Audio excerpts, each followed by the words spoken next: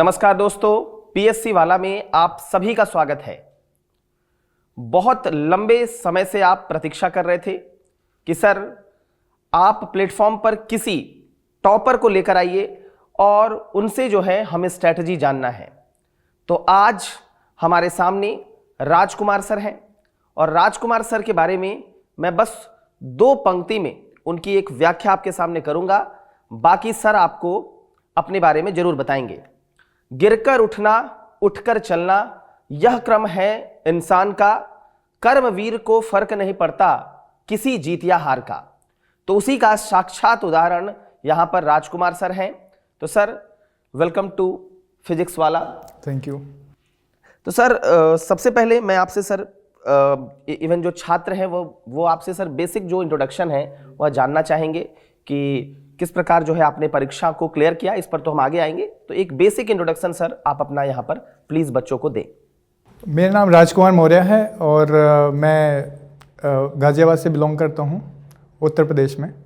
और मैंने इस बार 2021 UP PCS civil services state exam में रैंक 28 प्राप्त किया है, जिसमें मुझे उप जिला अधिकारी दैट इज़ डिप्टी कलेक्टर पद मिला है। And I am currently under training in Lucknow. तो सर जो है रैंक 28 सर ने प्राप्त किया यूपी पीएससी परीक्षा में। तो क्या सर जैसा मैं सुन रहा था कि बिहार पब्लिक सर्विस कमीशन को भी आपने क्लियर किया है, तो उसके बारे में भी सर छात्रों को कुछ बताएं, क्योंकि हमारे बहुत सारे छात्र ऐसे हैं जो बीपीएससी भी देते हैं, यूपी पीएससी भी देते हैं और कुछ छात्र तो दोनों देते हैं। जी सर, सही कहा आपने। मैंने 66 बीपीएससी जो कि मेरा फर्स्ट अटेम्प्ट था उसमें रैंक 240 प्राप्त किया है, जिसमें मुझे बीपीआरओ पोस्ट मिली है। ओके, तो सर ने बीपीएससी अपनी पहले प्रयास में ही क्लियर किया और साथ ही साथ यूपी पीएससी में 28th रैंक सर का है। और अभी सर जो है वो उप जिला अधिकारी है, जिसको हम एसडीएम कहते हैं, वह है और करेंटली सर लखनऊ में ट्रेनिंग में है। तो सर आज यहाँ पर सर जो मैं चर्चा करूंगा आपसे वो यूपी पीएससी परीक्षा को लेकर होगा। कभी सर जब दूसरी बार बात करेंगे तब उस समय बीपीएससी परीक्षा को लेकर करेंगे, क्योंकि सर यूपी पीएससी और बीपीएससी का पैटर्न थोड़ा अलग है। तो आज सर हमारा फोकस यूपी पीएससी परीक्षा पर होगा। तो सर सबसे पहला सवाल जो कि बहुत जेन्युइन सवाल है और बहुत कॉमन सवाल है कि सर एनसीईआरटी की क्या भूमिका है तैयारी में? सर अगर इन शॉर्ट अगर कहें तो एनसीईआरटी हमारा एक बेड रॉक फॉर्म करता है, मतलब एक नींव जिस पे हम अपना और नॉलेज बेस को बिल्डअप करते हैं। तो एनसीईआरटी बहुत ही बेसिक चीज़ है और बेसिक नेसेसिटी भी है। वहाँ से हम धीरे धीरे चीज़ों को समझना चालू करते हैं। और एनसीईआरटी मुझे लगता है कि जैसा नॉर्मली हम जानते हैं कि 6 से लेकर 12 तक लोग पढ़ते हैं, उसमें भी स्पेसिफिक जाना पड़ता है थोड़ा सा, जैसे हिस्ट्री का है, पॉलिटी का है, और हमारे पास ज्योग्राफी का है। 11th-12th की एनसीईआरटीज़ हैं, फिजिकल ज्योग्राफी है, एक ज्योग्राफी विद इन इंडिया। तो ये सब बहुत इंपॉर्टेंट है और इसमें बहुत ज़्यादा जो है मतलब आपको कई बार अगर पढ़ेंगे तो हर बार एक नई चीज़ मिलेगी। कई सारे की टर्म्स हैं जो कि डायरेक्टली एग्ज़ाम में पूछे जाते हैं। और जैसे बेसिक साइंस अगर लें तो 12th क्लास की बायोलॉजी जो है उसके लास्ट 4 या 5 चैप्टर जो हैं बेसिकली इन्वायरमेंट के लिए बहुत इंपॉर्टेंट है। तो वहाँ से ये चीज़ें मैंने बेसिकली एनसीईआरटी से ली हैं। और सोशल साइंस में भी वहाँ पे काफ़ी इम्पॉर्टेंट चीज़ है जो कि मेंस में भी काम आई है। तो इम्पोर्टेंस तो है, बहुत काफ़ी है। तो सर की बातों को सर अगर समराइज करूं तो मैं कह सकता हूं कि एनसीईआरटी ही परीक्षा के लिए सब कुछ नहीं है, लेकिन एनसीईआरटी के बिना भी कुछ भी नहीं है। जी जी। तो मतलब एनसीईआरटी आवश्यक है, क्योंकि उसी के बाद आप उस पर अपना जो बिल्डिंग है उसको तैयार कर सकेंगे।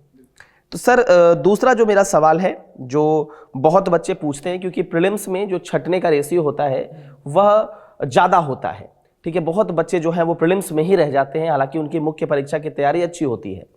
तो सर मैं यहाँ पर आपसे जानना चाहूँगा कि प्रीलिम्स के लिए किन सब्जेक्ट्स को फोकस करना चाहिए यूपी पीएससी परीक्षा में, और प्रीलिम्स को हम कैसे क्लियर कर सकते हैं सर? सर अगर हम फोकस की बात करें तो जो हमारा फोकस डेवलप होता है वो हमें पैटर्न ढूंढना पड़ता है। जैसे मैं एक तो इंजीनियरिंग बैकग्राउंड से हूँ, तो ज़्यादातर हमें जो चीज़ें शॉर्ट टर्म में करने की आदत है कि उसमें पैटर्न ढूंढा, अच्छा वो पैटर्न है तो वैसे ही काम करेंगे तो रिजल्ट्स निकल जाएंगे।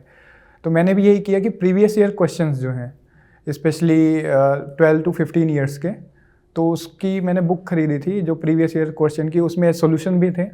तो उसमें टॉपिक वाइज मैंने देखा कि अलग अलग जो पैटर्न के क्वेश्चन आए हुए हैं तो उनका क्या टॉपिक है और क्या रेंज है, कितनी डेप्थ तक उसमें क्वेश्चन पूछे गए हैं।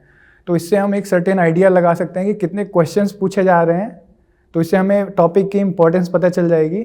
और क्योंकि लगभग हर चीज़ आती है उसमें, science, technology, geography, polity, environment, तो उसमें हमें फोकस एरिया भी मिल जाएगा। जैसे कि अगर यूपीपीसीएस स्पेशली करूं, जो मैंने किया था उसमें ये था कि जैसे मैं साइंस पे अगर फोकस करता हूं, एनवायरनमेंट और ज्योग्राफी पे, तो इसमें ऑलमोस्ट हमारे 50 क्वेश्चन जो है का एरिया हमें मिल जाएगा। 50 क्वेश्चन हम कवर कर सकते हैं। और मुझे लगता है कि जो पासिंग मार्क्स है उसमें प्रीलिम्स में, जो अगर नंबर ऑफ़ क्वेश्चंस की बात करें तो 95 to 100 अगर करें तो हम सेफली प्रीलिम्स को क्रॉस कर सकते हैं। तो 50% तो यहीं से 3 सब्जेक्ट से ही हो गया। फिर उसके बाद जो है फोकस एरिया आता है हमारा कि पॉलिटी में लगभग 22 से 25 क्वेश्चन आते हैं। और सही बताऊं तो प्रीवियस ईयर अगर करेंगे तो 25 में से लगभग 14 से 15 क्वेश्चन जो है वो आप इजीली कर ले जाएंगे, अगर बहुत ज़्यादा नहीं पढ़ा है तब भी, क्योंकि टॉपिक लगभग सेम रहता है। वो एक टेक्निक है कि जो प्रीवियस ईयर करता है वो उसे ही पता चल पाता है। और बहुत सारे बच्चे ये चीज़ें जो है ओवर द ईयर्स रियलाइज़ करते हैं 3-4 साल बाद कि 1-2 बार फेल हो गए प्रीलिम्स में, अच्छा नहीं आ रहा तो फिर क्या करें, फिर नए आइडियाज़, फिर सीनियर से या फिर ऐसे टीचर से पता चलता है कि हाँ नहीं, वो बार बार कह रहे थे कि प्रीवियस ईयर पे फोकस करो, हमने नहीं किया, चलो एक बार करके देख लेते हैं। तो फाइनली वो आते हैं वहीं पे घूम के कि प्रीवियस ईयर्स पे ज़्यादा फोकस किया जाए। फिर उसके बाद हमारे पास आता है current affairs. Current affairs almost UPPCS का स्पेसिफिक देखें तो लगभग 30 क्वेश्चंस के आसपास आते हैं। और अगर उसके बाद जाए तो हिस्ट्री में है, तो कुल मिला के हमारा 120 क्वेश्चंस के आसपास हो जाता है। वहाँ पे हम रिस्क भी ले सकते हैं क्योंकि निगेटिव मार्किंग भी है। तो रिस्क अगर लेके चल रहे हैं तो 125 क्वेश्चन इतना लगभग मैंने अटेम्प्ट किया था, मेरे हिसाब से ये था। तो मैंने बेसिक फंडामेंटल तैयार कर लिया था कि इतने लगभग करेंगे तो सेफ जोन में आ जाएंगे। तो मेरा लगभग आई गेस 105 क्वेश्चन जो है सही थे, तो ये मैंने कर लिया था। और by the way second attempt था, तो पहले अटेम्प्ट में ये गलतियां की थी मैंने, तो जो कि मुझे सीख मिली। ओके, बहुत बहुत धन्यवाद सर। सर प्रारंभिक परीक्षा की तो बात हो गई, मुख्य परीक्षा के लिए सर आप छात्रों को क्या टिप देना चाहेंगे सर? सर मुख्य परीक्षा के लिए मैं यही कहना चाहूँगा कि पहले जो है हमें पूरा जो अपना जो सिलेबस है, जो हमें कमीशन से सिलेबस मिलता है ओरिजिनल, उस पर थोड़ी सी कमांड होनी चाहिए। दैट मीन्स कि आप पूरे सिलेबस को 1 से 2 बार कंप्लीट पढ़े होने चाहिए, तब जाके हमें पता चलेगा कि लिखना क्या है। कंटेंट होने पर ही लिख पाएंगे ना। कभी कभी क्या होता है, मैंने कई सारे एस्पिरेंट्स को ये भी देखा है कि वो मतलब 1 आधा महीने पढ़ते हैं, उसके बाद फिर लिखना चालू फोकस करते हैं कि नहीं मेंस की राइटिंग करनी है हमें। तो आप ही समझिए कि कंटेंट तैयार नहीं है, दिमाग में कुछ चीज़ें फिट ढंग से है नहीं, तो हम लिखने पे उतना फोकस नहीं कर पाएंगे, उस तरीके की चीज़ें नहीं क्वालिटी डेवलप कर पाएंगे। तो यही है कि पहले चीज़ों को ढंग से पढ़ें, उसके बाद जब स्टार्ट करें अपना मेंस की प्रिपरेशन या मेंस के लिए आंसर राइटिंग का, तो सबसे पहले जो मैंने किया था वो था कि टॉपर्स के आंसर्स देखे थे, जो पोर्टल्स पे पढ़े मिल जाते हैं कई सारी वेबसाइट्स के। तो उनका देखिए कि क्या पैटर्न है लिखने का, उनका क्या स्ट्रक्चरिंग है, कैसे उन्होंने चीज़ों को दर्शाया है, कैसे क्वेश्चंस को अटेम्प्ट किया है। तो इससे बहुत सारा हमारा टाइम बच जाता है सर। और टाइम तो समझ रहे हैं आप कि बहुत इम्पॉर्टेंट है इस प्रिपरेशन में, क्योंकि ये बहुत ही अनसर्टेन प्रिपरेशन जर्नी है। तो जहाँ से भी हमारा टाइम बच जाए और चीज़ें आसान हो जाएं तो वो करना चाहिए। बिल्कुल सर, करंट अफेयर्स को लेकर छात्रों के मन में काफ़ी जो है वो सवाल उठते हैं। तो करंट अफेयर्स सर कहाँ से पढ़ें, कैसे पढ़ें? क्योंकि करंट अफेयर्स तो काफ़ी आप कह सकते हैं कि बहुत वास्ट सिलेबस है उसका, तो उस वास्ट सिलेबस को कैसे जो है हम लोग कवर कर सकते हैं, इस पर छात्रों का सर कुछ मार्गदर्शन करें। Sir current affairs in general अगर देखें तो अंडर द सन सब कुछ, जैसे यूपीएससी में पूछा जाता है, तो वैसे यूपीपीसीएस में भी है। तो सिलेबस वहाँ पे वेल डिफाइंड नहीं है कि यहीं से ही आएगा। प्रीलिम्स का स्पेशली, मेंस का तो वेल डिफाइंड है थोड़ा। तो प्रीलिम्स में ये है कि कुछ मैगज़ीन आती हैं, जैसे मेरा सिचुएशन ये था कि मैं यूपीएससी के लिए ही कर रहा था, तो उसकी चीज़ें मैं पढ़ रहा था, बट वो थोड़ा सा और मोर एलिबरेटिव है। बट यूपीपीसीएस में कुछ फैक्ट्स भी आते हैं, और फैक्ट्स के लिए मैंने थोड़ा सा एक्स्ट्रा पढ़ा, यानी कि मैगजीन्स जो अवेलेबल रहती हैं तो उसको देख लिया था, 1-2 मैगज़ीन, ताकि हमारे वन लाइनर्स और जो स्पेसिफिक करंट अफेयर्स आते हैं नेशनल के, इंटरनेशनल के, और जो साइंस टेक्नोलॉजी के आते हैं, कुछ आविष्कार हुआ, कुछ कहाँ, जैसे साइंस, इंडियन साइंस कांग्रेस कहाँ पे हो रही है, उसमें क्या क्या चीज़ें हैं। तो ये चीज़ें देखने के लिए मैंने 1-2 मैगज़ीन ली थी, नाम शायद याद नहीं है। और उसके बाद एक यूपीपीसीएस के लिए स्पेशली जब एग्ज़ाम होने वाला होता है प्रीलिम्स का, तो लगभग 10 से 15 दिन पहले एक आई दृष्टि करके आती है घटना चक्र की, तो उसमें से देख लेंगे वहाँ से भी, क्योंकि सब पढ़ते हैं तो आप रिस्क नहीं ले सकते। बिल्कुल बिल्कुल। हाँ, तो अब उससे भी पढ़ लेंगे तो वहाँ से कुछ क्वेश्चन जो है आ जाते हैं डायरेक्ट, जैसे रिपोर्ट्स हैं या फिर एक्सरसाइजेज हैं, क्या क्या हैं, तो वहाँ से मिल जाती हैं चीज़ें। सर, एक बहुत बड़ा सवाल कि डिस्ट्रैक्शन से कैसे दूर रहें। आजकल लोग यूट्यूब, इंस्टाग्राम, इस पर ज़्यादा फोकस करते हैं, तो डिस्ट्रैक्ट ज़्यादा होते हैं बच्चे, तो उस डिस्ट्रैक्शन को कैसे दूर करें? आपने कैसे जो है वो सर डिस्ट्रैक्शन से अपने आप को दूर रखा? सर, डिस्ट्रैक्शन होना एक नेचुरल चीज़ है, ह्यूमन बींग्स हैं, डिस्ट्रैक्शन हर चीज़ में होता है। डिस्ट्रैक्शन मीन डिस्ट्रैक्शन, अपने अपने अपने जो आपका रास्ता है, जो गोल है, जो रास्ता है, उसे थोड़ा डिस्टर्ब हो जाते हैं। तो डिस्ट्रैक्शन, अगर जैसे आपने बताया कि सोशल मीडिया है, तो सोशल मीडिया को हम बहुत ही ज़्यादा पॉजिटिव वे में भी ले सकते हैं, जैसे गवर्नमेंट की स्कीम्स हैं। अब इंस्टाग्राम पे हमारे पीआईबी का भी चैनल है, तो उसमें जो भी गवर्नमेंट चीज़ें लॉन्च कर रही है, जैसे नल से जल योजना है, उसमें कितना डाटा, कितने गैस सिलेंडर्स अगर हमने टोटल बांट दिए हैं, कहाँ कहाँ पाइपलाइंस जा रही हैं, रेलवे नेटवर्क्स कितने बन रहे हैं, और नए नए जो हमारे इंटरनेशनल एयरपोर्ट्स बन रहे हैं, और हमने किस कंट्रीज़ से कितना समझौता किया है, जैसे वेस्ट मैनेजमेंट को लेके और पोल्यूशन को लेके, तो वहाँ पे अपडेट्स आते रहते हैं। तो हम क्या करते हैं, उस पर पॉजिटिव फोकस करेंगे तो वहाँ से हमारा करंट अफेयर्स भी बनेगा, राइट। तो ये है कि हम पॉजिटिव वे में लेके चलें तो ज़्यादा बेहतर रहेंगी, और मुझे लगता है कि प्लानिंग में ज़्यादा इम्पॉर्टेंट है उसको शामिल करना, कि हम 1 घंटे, लेट्स से कि 1 घंटे हम दिन में सोशल मीडिया चलाएँगे, और उसमें हम अपने ही चीज़ों को देखेंगे कि जो हमारे स्टडी से रिलेटेड है, जो हमें फ़ायदा कर रहा है, तो ये करेंगे तो बेहतर रहेगा। यहाँ से सोशल मीडिया का डिस्ट्रैक्शन हटेगा। बाकी नेक्स्ट थिंग ये आती है कि सर हमें अपने रूटीन पे फोकस करना चाहिए।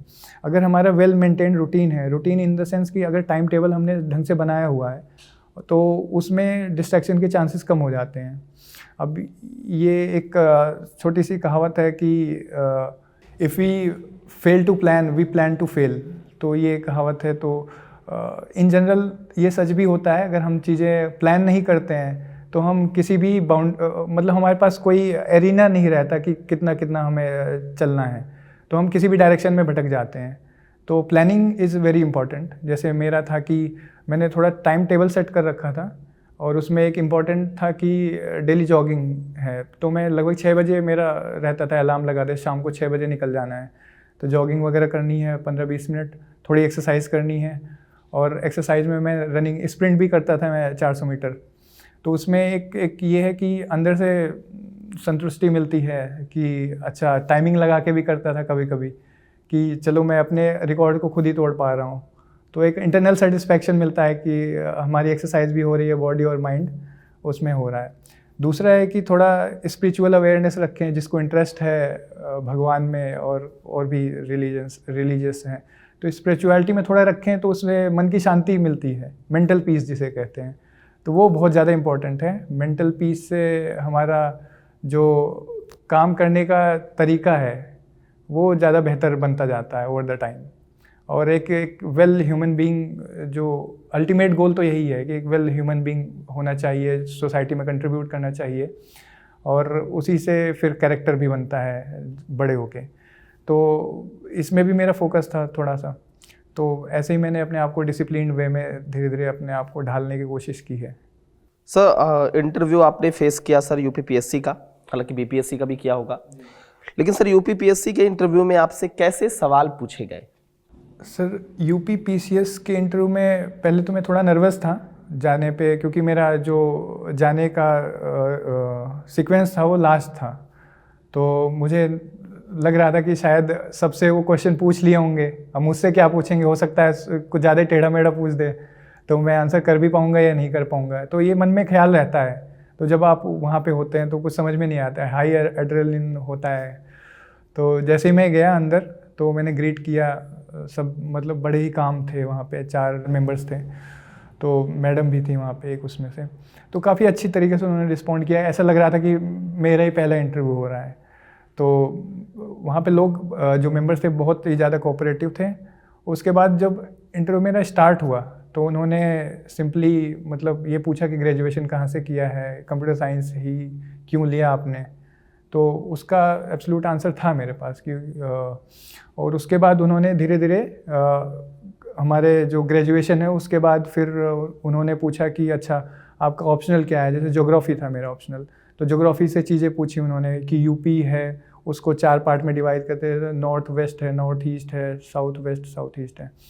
तो उससे रिलेटेड क्या यूपी में पॉजिटिव्स हैं, क्या निगेटिव्स हैं, हम कहाँ चीज़ों को लेके और बेहतर बना सकते हैं, दिक्कतें क्या हैं।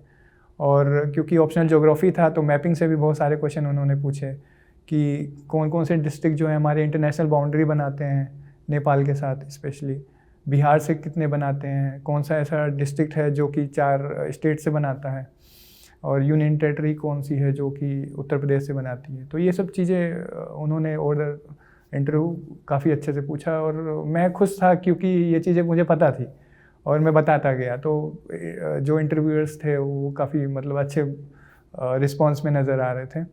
उसके बाद जो मैडम थी उन्होंने काफ़ी मतलब बेसिक चीज़ें पूछी, जैसे यूनिकॉर्न पूछ लिया कि इकोनॉमी में यूनिकॉर्न अभी हमारे इंडिया में 100 से ज़्यादा हो गए हैं, तो कुछ का नाम बताओ। तो 4-5 का मैंने शायद फिजिक्स वाले का भी नाम लिया था उसमें, और जोमेटो है और भी हैं कई सारे। तो उस टाइम पे ये थोड़ा सा याद था कि उस टाइम में शार्क टैंक आता था तो उसमें भी लोग गए थे कई सारे, तो थोड़ा सा इसको देख लिया था मैंने। और फिर उसके बाद जो इंटरव्यू मूव हुआ तो वो हॉबी की तरफ आए कि आपकी हॉबी क्या है। तो जैसे मैंने बताया कि डेली लगभग जॉगिंग था 1600 मीटर्स, तो इस बारे में बताया। तो इंटरेस्टिंगली सर ने ये पूछा कि जब हमारा ओलंपिक होता है तो ओलंपिक में जो एक रनर है वो कैसे दौड़ता है, इन द सेंस कि क्लॉकवाइज है या एंटी क्लॉकवाइज है। तो मैं तो ऐसे जाता हूँ, ऐसे दौड़ लेता हूँ जो लोग दौड़ते रहते हैं, और मैंने कभी ध्यान भी नहीं दिया सरप्राइजिंगली। तो मुझे लगा कि यार ये तो लगभग गड़बड़ कर दिया, मैंने ध्यान देना चाहिए था जब यही मैं हॉबी में लिख रहा हूँ। तो क्योंकि मेंबर बहुत ज़्यादा कोऑपरेटिव थे तो उन्होंने मुझे समय दिया लगभग 15 से 20 सेकंड कि आप सोच के बताओ, थोड़ा दिमाग लगा के बताओ, ये तो नॉर्मल चीज़ें आप करते हो डेली। तो मैंने कहा ठीक है सर करते हैं। तो मैंने कंसेप्ट लिया अपना ज्योग्राफी से कि उसमें साइक्लोन है वो एंटी क्लॉकवाइज चलता है, जब जैसे इंडिया की तरफ है तो साइक्लोन जो हमारे थे एंटी क्लॉकवाइज चलते हैं। तो फिर फ्लैशबैक्स होने लगे कि अच्छा जो रनर्स हैं वो भी एंटी क्लॉकवाइज ही दौड़ते हैं। तो मैंने थोड़ी देर में बताया तो काफ़ी उन्होंने अप्रिशिएट किया कि चलो ठीक है, कुछ दिमाग तो लगा पा रहा है। और फिर उसके बाद उन्होंने पूछा कि जैसे कंप्यूटर साइंस बैकग्राउंड से हैं तो कितना आप कंट्रीब्यूट कर पाएंगे, जैसे आप सर्विस में जाते हैं एज ए उप जिला अधिकारी बना दिया जाता है, तो क्या क्या प्रॉब्लम्स हैं कंप्यूटर को लेके, और क्यों अभी बच्चे उतना ज़्यादा सीख नहीं पा रहे हैं उस लेवल पे। तो उन्होंने बेसिक प्रॉब्लम पूछी थी। तो मैंने कई सारी प्रॉब्लम बताई, जैसे फाइनेंशियल है और पेनिट्रेशन नहीं है चीज़ों में, जैसे इलेक्ट्रिसिटी का थोड़ा सा प्रॉब्लम रहता है और फाइनेंस तो है ही है। तो इसमें भी हमारा डिस्कशन हुआ, 2-3 मिनट का डिस्कशन हुआ, तो सेटिस्फाई नहीं हो पा रहे थे वो जो 4th मेंबर थे। फिर इन द एंड सारे सोल्यूशन बताने के बाद फिर वो खुद ही उन्होंने आंसर बताया कि जो मेन प्रॉब्लम है वो टाइपिंग की है।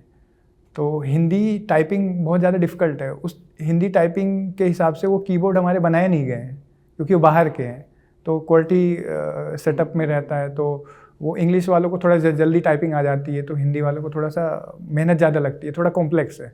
तो उन्होंने बताया कि ये बड़ी प्रॉब्लम है, तो इसका सोल्यूशन निकालने के लिए थोड़ा और चीज़ें बेहतर करने की ज़रूरत है। मैंने कहा श्योर सर, उसके लिए देखा जाएगा, कुछ प्लानिंग करनी पड़ेगी या फिर नए डिज़ाइन के सेटअप्स करवाने पड़ेंगे कुछ इंजीनियर्स को लेके कि हमारे जो बैकवर्ड विलेजेस हैं वहाँ तक भी ये कंप्यूटर के एजुकेशन जा पाए, और जो बच्चे हमारे BPOs में बिजनेस प्रोसेसिंग यूनिट में हैं तो उसमें काम करना चाहते हैं या फिर टाइपिंग वगैरह सीखना चाहते हैं ताकि क्लरिकल जॉब्स भी हैं बहुत सारी, तो उसमें भी वो आ पाएँ। तो इससे हमारा क्या है, एम्प्लॉयमेंट वगैरह पे काफ़ी फ़र्क पड़ेगा और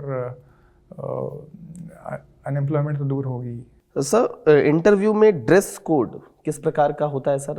आपने तो इंटरव्यू फेस किया, तो सर ड्रेस कोड का की क्या भूमिका और किस प्रकार का जो ड्रेस कोड जो है वो पहनना चाहिए, यूज करना चाहिए?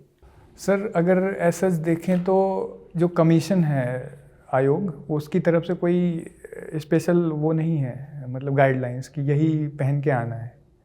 बट इन जनरल हम देखते हैं कि अगर हम उस प्रोफेशनल जॉब के लिए जा रहे हैं तो क्या चीज़ सूटेबल है।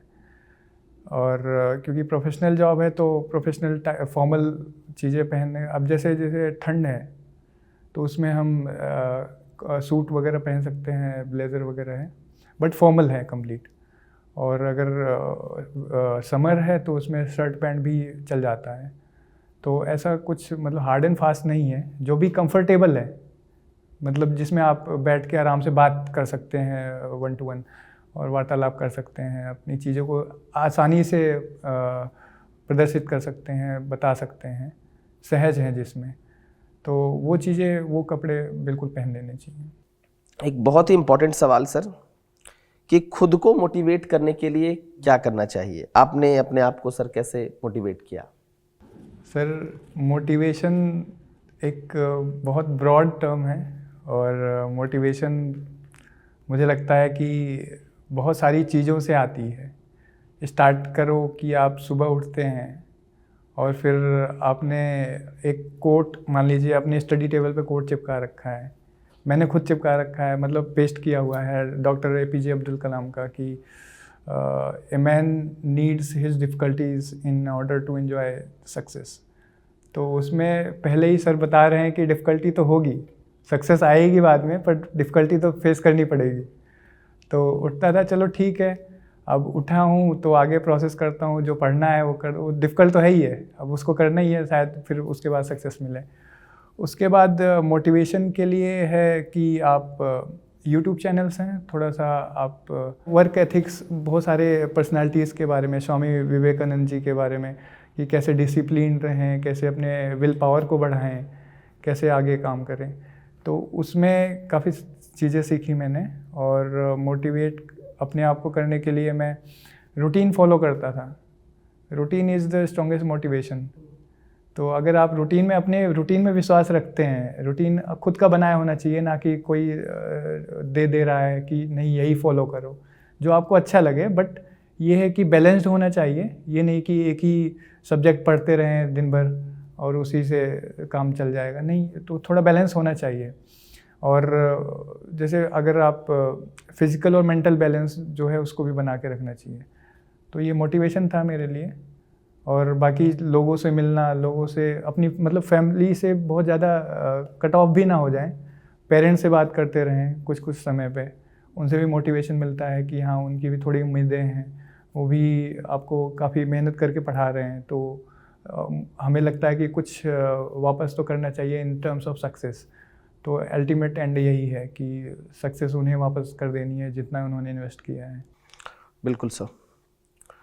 सर, ये आपका कौन सा प्रयास था UPPSC में, और क्या आपको कभी तैयारी छोड़ने का मन हुआ कि मैं छोड़ देता हूँ यार, अब नहीं होगा?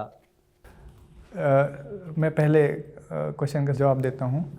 तो ये मेरा बेसिकली सेकंड अटेम्प्ट था। पहले अटेम्प्ट में मैंने, क्योंकि प्रीलिम्स को बहुत लाइटली लिया था कि अच्छा चलो, जो नॉर्मल चीज़ें हैं, लोग पढ़ रहे हैं, घटना चक्र पढ़ रहे हैं, पढ़ने दो यार, हम अपना UPSC का कर रहे हैं तो उसी से काम हो जाएगा। बट मुझे लगता है कि हर एक एग्ज़ाम का एक अलग स्टाइल होता है, अलग पैटर्न होता है, अलग सेटअप होता है, तो आपको उसमें ढलना पड़ता है, उस मोमेंटम में आना पड़ता है, ताकि हम उस क्वेश्चन को उतनी बारीकी से कर पाएँ। तो अब इसमें जैसे 150 क्वेश्चन है, अब UPSC में 100 क्वेश्चन ही रहते हैं।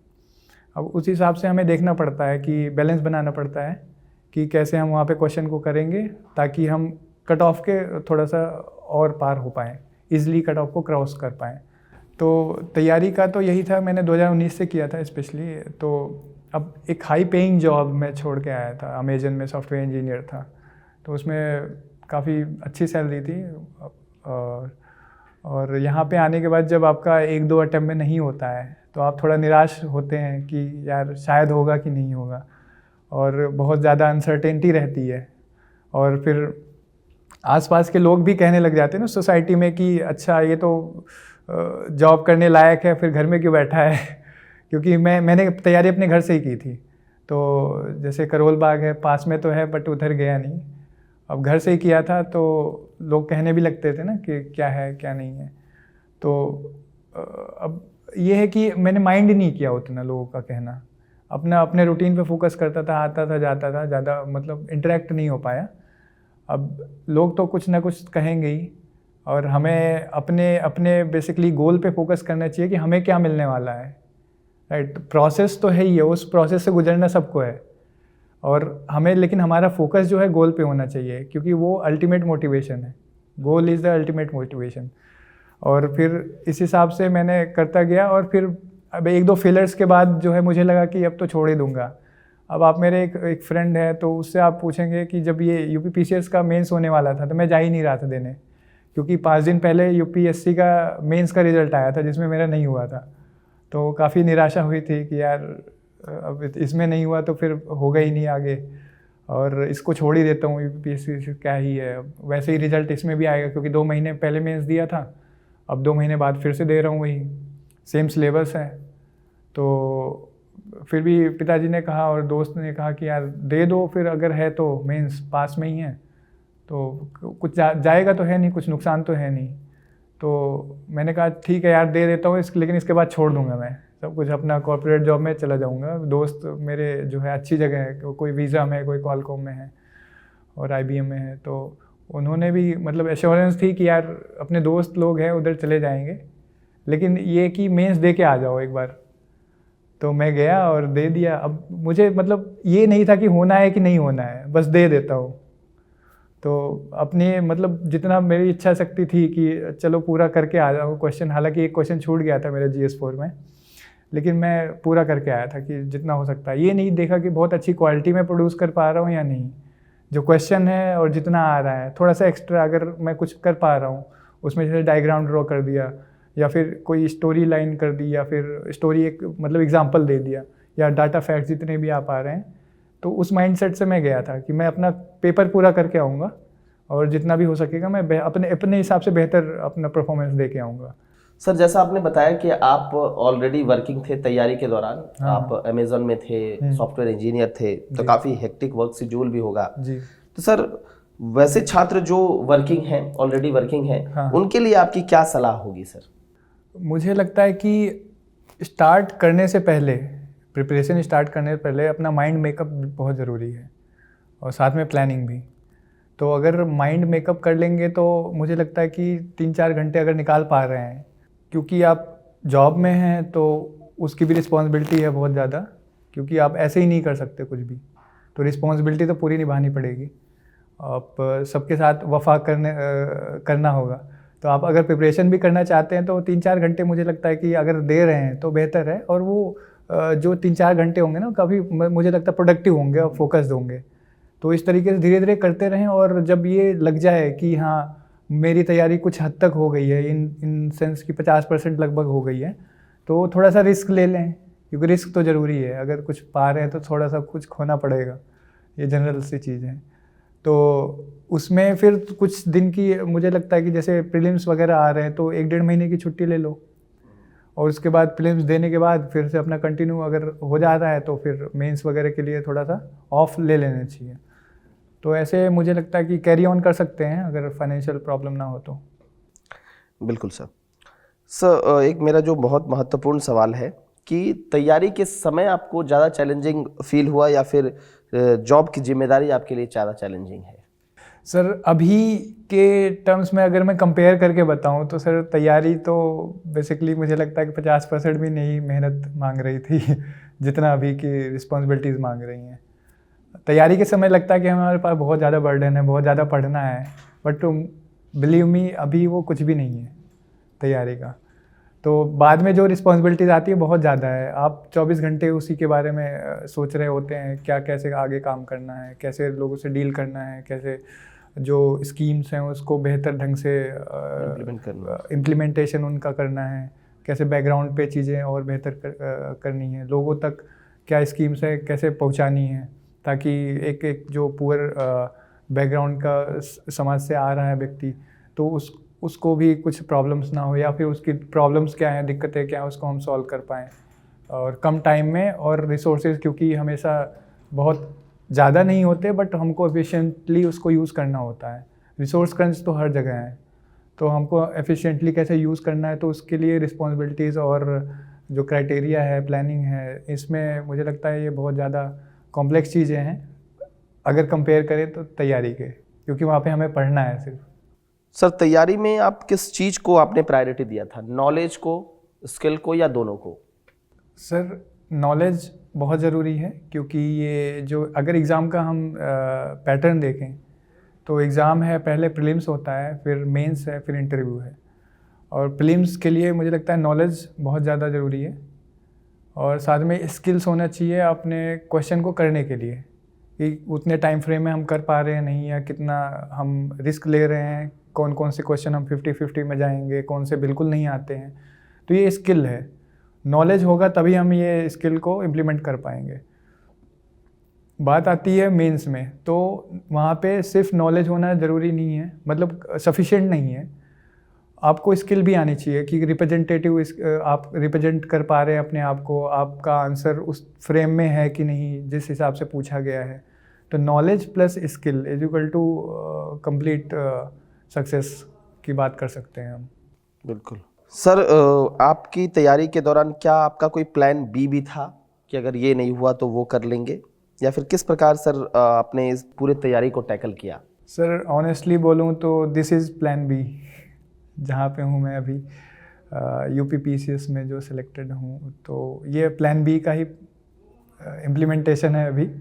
प्लान ए मेरा जो है UPSC का ही था, स्पेशली तैयारी उसी के लिए स्टार्ट की थी, बट क्या कि सिलेबस सेम था, तो मैंने सोचा कि इधर भी देख लेते हैं, क्योंकि एक दो बार फेल होने के बाद आप चाहते हैं कि कहीं ना कहीं एक सपोर्ट होना चाहिए। तो सिंस मैंने बताया कि सिलेबस सेम था, तो मैंने कहा कि सेम क्वेश्चन, लगभग पैटर्न सेम है मेंस का, तो प्रीलिम्स में दिया हो गया, और फिर उसके बाद मेंस फिर देखा कि जैसे मैंने बताया कि मेंस के जस्ट 5-6 दिन पहले उसका रिजल्ट आया था UPSC वाला, तो नहीं हो पाया था। तो बस इसलिए गया क्योंकि सिलेबस सेम था, मुझे लगा जो चीज़ें पढ़ी हैं इसमें काम आ जाएंगी, तो इसलिए यही प्लान भी था मेरा, और इसमें शायद सक्सेस मिली है ठीक ठाक इसमें। तो आगे अच्छे प्लान ए के लिए हो सकता है, अगर टाइम मिलेगा तो कोशिश करेंगे उसके लिए भी। बिल्कुल बिल्कुल सर, आपको शुभकामनाएं सर। सर अंत में सर, सबसे लास्ट में छात्रों के लिए सर 2 शब्द मोटिवेशन के। Sir motivation in real sense वो इनर होना चाहिए, अंदर से मोटिवेशन आना चाहिए। अब मोटिवेशन के फिर कई सारे लेवल्स हैं। पहला है कि आप खुद से बात कर रहे हैं, खुद से इन द सेंस कि आप अकेले हैं, इसका मतलब ये नहीं है कि आप मतलब लोगों से अलग हैं, अकेले हैं फिर भी आप अपने आप से बात करिए। वहाँ से क्या है, प्लानिंग की स्टार्टिंग होती है। मैं जाता था पार्क में, जॉगिंग तो करता था, लेकिन मैं सोचता भी था कि अच्छा आज इस सिलेबस को मैं कैसे कंप्लीट कर सकता हूँ, या फिर इस जो मैं टॉपिक पढ़ रहा हूँ उसमें मैं और क्वेश्चंस को कैसे प्रैक्टिस कर पा रहा हूँ या करूँगा, उसकी प्लानिंग करता था। साथ में कि अच्छा उससे रिलेटेड मैप वर्किंग है या फिर अदर कोई चैनल है, ये ढूंढ लेता था मैं यूट्यूब पे कि अच्छा कोई चैनल बहुत अच्छा पढ़ा रहा है उस कंटेंट को, तो वहाँ से भी लेके मैं कर लेता था। तो ये चीज़ें ओवर द पीरियड डेवलप होती हैं। और मोटिवेशन के लिए ये था कि जैसे स्वामी विवेकानंद जी ने कहा है कि अगर कुछ भी हमारे मन को और बुद्धि को या फिर शरीर को अगर कमज़ोर करती है तो हमें उसे विष समझ के त्याग देना चाहिए। तो विवेकानंद जी की कई सारी और बातें हैं जो कि अपने जीवन में मैंने उतारने की कोशिश की है, और एक पीसफुल मेंटल पीस मिलता है उससे। और फिलोसोफर हैं कन्फ्यूशियस, वो कहते हैं कि it doesn't matter how slowly you go as long as you do not stop. तो आपको चलते रहना है, और लर्निंग ये एक प्रोसेस है। जैसे हमारे लॉर्ड बुद्धा ने भी कहा है कि learning is a process to gain the ultimate knowledge. तो इसमें एक जैसे हम कि जो हमारी जर्नी है सिविल सर्विसेज की, ये एक पूरा प्रोसेस है, और उसमें हम लर्न करते ही रहेंगे। और लर्निंग जो अनएंडिंग है, दैट इज़ इनफाइनाइट है, और उस बीच में हम नॉलेज गेन करते रहेंगे। और फिर इसी बात से मैं कहना चाहूँगा कि एंड करना चाहूँगा कि करते रहें, मतलब खुद पे विश्वास होना चाहिए बेसिकली। जो आपके पेरेंट्स हैं जिन्होंने भेजा है बड़ी उम्मीदें लेके, उनको आप पे विश्वास है इसीलिए भेजा है। आप मतलब फोर्सफुल होके ना आइए, या तो मन में आप ठान लीजिए, डिटरमाइंड होके आइए कि मुझे करना ही है। और थोड़े कुछ, क्योंकि बहुत सारे लोग होते हैं थोड़ा सा टाइम पास भी करते हैं, क्योंकि कई सारे लोगों को देखा भी है, कई साल से हैं वो थोड़ा सा अलग एक्टिविटीज़ में इन्वॉल्व हो जाते हैं, तो उनका टाइम भी पास हो रहा है। लेकिन मुझे लगता है कि अगर आप ऑनेस्ट हैं अपने काम को लेके, और मतलब किसी को धोखा मत दीजिए, उससे क्या है कैरेक्टर बिल्डिंग में थोड़ा प्रॉब्लम आती है बाद में चल के। लेट मतलब फेल होइए, फेल अच्छे से होइए, और फेल होने के बाद हमें दो चीज़ें मिलती हैं, या तो हम उससे या जीत जाते हैं सीख के, या तो हम उससे सीख लेते हैं, क्योंकि फेल होंगे उससे सीखेंगे और फिर जीतेंगे। तो ये कंटिन्यूअस प्रोसेस है। और क्योंकि और बहुत सारे हैं कि जैसे बीपीएससी में था कि पहले अटेम्प्ट में निकल गया, तो मुझे पता नहीं चला कि उसमें मेरी क्या कमियां ज़्यादा थी। फेल हुआ होता तो शायद पता चलता और ज़्यादा। जैसे और यूपी पीसीएस में पहली बार प्रीलिम्स में फेल हुआ तो मुझे पता चला कि क्या कमियां थी, मैंने उसको और अच्छे से बेहतर किया और फिर रिजल्ट भी आया। तो ये है, ये प्रोसेस है ज़िंदगी का, चलता रहेगा। बिल्कुल। तो सर से आज बात करके बहुत अच्छा लगा। आप लोगों ने सुना कि सर ने किस प्रकार आपको बताया कि आपको प्रोसेस पर बिलीव करना है, आपको प्रोसेस से चलना है, और साथ ही साथ सर ने जो सबसे अंतिम बात आपको कही कि या तो आप जीतेंगे या फिर आप सीखेंगे, आप हारेंगे नहीं। तो सर बात करके बहुत अच्छा लगा, और बहुत बहुत धन्यवाद सर कि आपने यहाँ पर छात्रों को अपना बहुमूल्य समय दिया। Thank you sir. Thank you.